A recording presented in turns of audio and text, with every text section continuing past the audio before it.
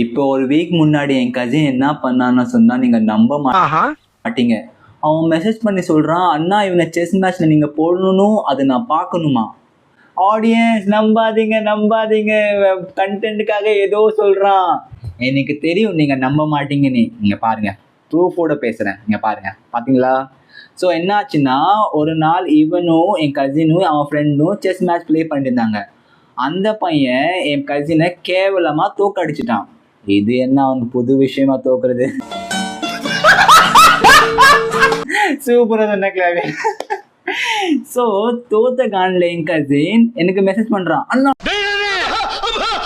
என்னடா. நான் சொன்னேன், என்னடா இவனை நீங்க செஸ் மேட்ச்ல போடணும், அது நான் கண்குளிரா பார்க்கணும். என்னது போடணுமா? கண்குளிரா பார்க்கணும், போட்டே ஆகணும். ஆகணுமா? என்ன ரைமிங்ல பேசுறான் பைபிள்னு பார்த்தா, டேய் போற போக்க பார்த்தா உன்னை செஸ் ரோடி ஆக்காம விட மாட்டான்னு நினைக்கிறேன். பார்த்து கொஞ்சம்.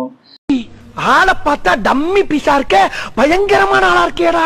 ஸோ நானும் கழுதைய சந்தோஷப்படுத்தலான்னு அவன் ஃப்ரெண்டை போட்டேங்கண்ணா.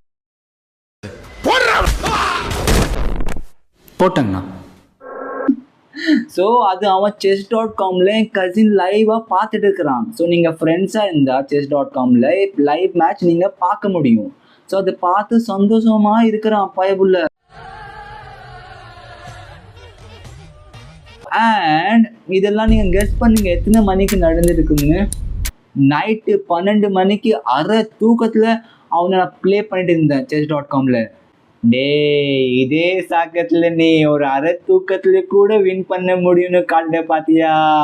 பயங்கரமான ஆளுடா நீ. தேங்க்யூ. ஸோ தோத்த கான்ல அவன் ஃப்ரெண்டு எனக்கு ரீமேட்ச் சென்ட் பண்றான், வாங்க வாங்கன்னு. நான் சொன்னேன், ப்ரோ இருங்க ப்ரோ, நீங்க வேற, நானே அரை தூக்கத்துல ப்ளே பண்ணிருக்கிறேன், நீங்க நாளைக்கு வாங்க, உங்களை முழுசா தோக்கடிச்சு 1 கிலோமீட்டர் ஓட விட்டுறேன்னு சொன்னேன். அந்த பையன் புள்ள அப்ப சொன்னதுதான் காணும் எங்க போனான்னு என் கசினை தான் கேட்கணும்னு நினைக்கிறேன். ஸோ இதுதான் என்னுடைய குட்டியான கிளுகிளுப்பான விஷயம். எப்படி இருந்துச்சுன்னு கமெண்ட் பாக்ஸ்ல கூறுவோம். நன்றி.